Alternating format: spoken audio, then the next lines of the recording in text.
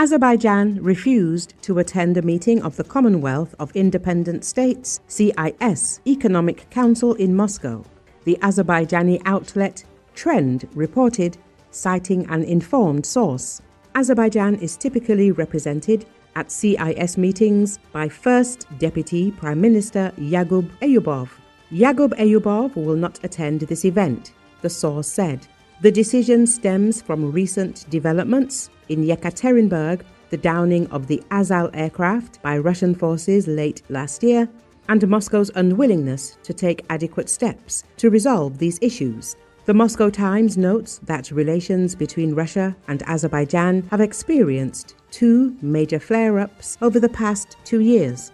In late December 2024, an AZAL passenger plane crashed over Kazakhstan, reportedly after being struck by a Russian air defense system in Grozny during a Ukrainian drone raid on the city. The crash killed 38 people. Baku blamed Moscow for the incident, accusing Russian forces of shooting down the plane and demanding a full investigation and compensation for the victims.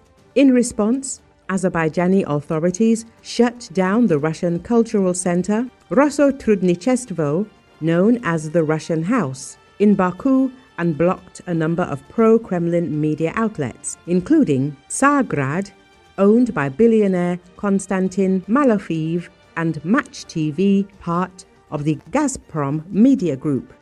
Tensions escalated again in June 2025 after mass raids and detentions targeting Azerbaijani nationals in Yekaterinburg, stemming from years-old investigations.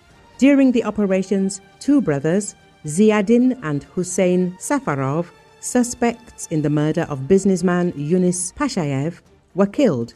Azerbaijan's foreign ministry demanded a full investigation, accusing Russia's FSB of the brutal murder of Azerbaijani citizens, and summoned the Russian ambassador in Baku to deliver a formal note of protest.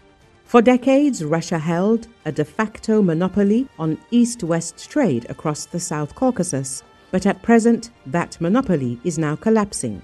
Turkey has placed it at the core of the Middle Corridor, a Turkic-led alternative to Russia's North-South Corridor.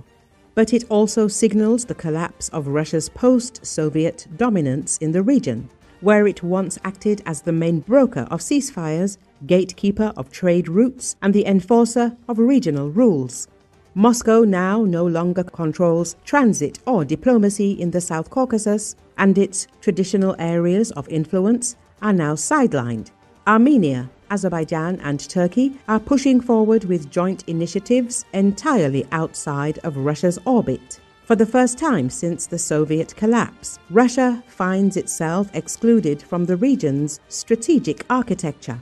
The shift is even more dramatic when considering the actors involved, because Armenia and Azerbaijan were at war just years ago and now have chosen to build peace with each other rather than rely on Russia. Their most recent meeting, where they advanced the corridor and signed a peace agreement, was held in Abu Dhabi, not Moscow. That choice alone illustrates how far Russia's influence has fallen. Over the Zangezur corridor is more than an infrastructure project, it is a strategic defeat for Russia. It exposes the limits of Russian power, reveals the fragility of alliances, and marks the end of its dominance in a region it once considered untouchable. For Moscow, this isn't just about a new railway, it is about losing the last remnants of post-Soviet control in the South Caucasus.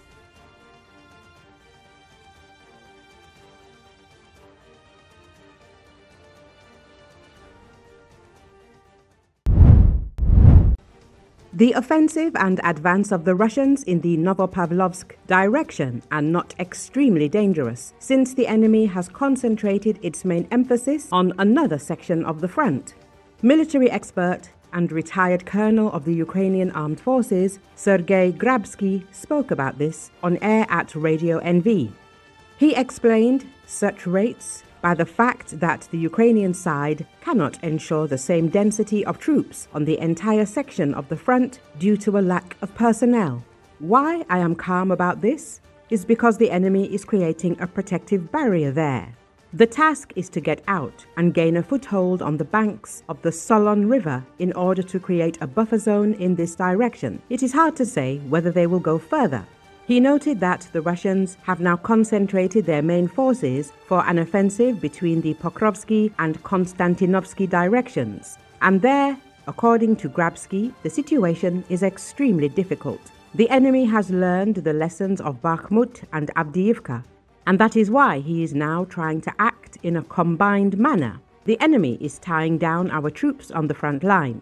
Our logistical communications, which provide the Pokrovsk-Mirnograd agglomeration, are under attack by enemy drones, which seriously complicates the issue of providing our troops, which are conducting defense there, the expert added. Grabsky noted that near Bakhmut, the Russians were involved in heavy street fighting, trying to break through the city, and therefore suffered significant losses. Whereas near Avdiivka, their tactics were completely different. There are concerns that the enemy wants to play the same game in the area of Pokrovsk and Mirnograd. After all, he understands that the Pokrovsk-Mirnograd agglomeration itself is larger than Bakhmut.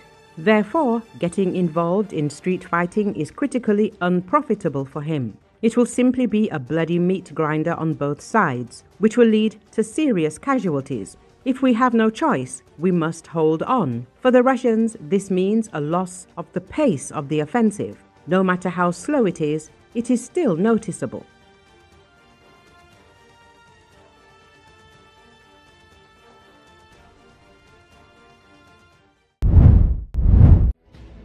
Ukrainian soldiers have denied reports about the occupation of the villages of Yalta and Voskresenka in Donetsk region by the invading Russian army.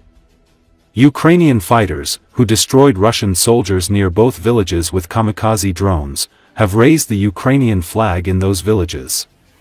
As seen in drone footage, soldiers from Ukraine's 31st Brigade raised the Ukrainian flag in Voskresenka, while fighters from the 505th Marine Battalion did so in Yalta.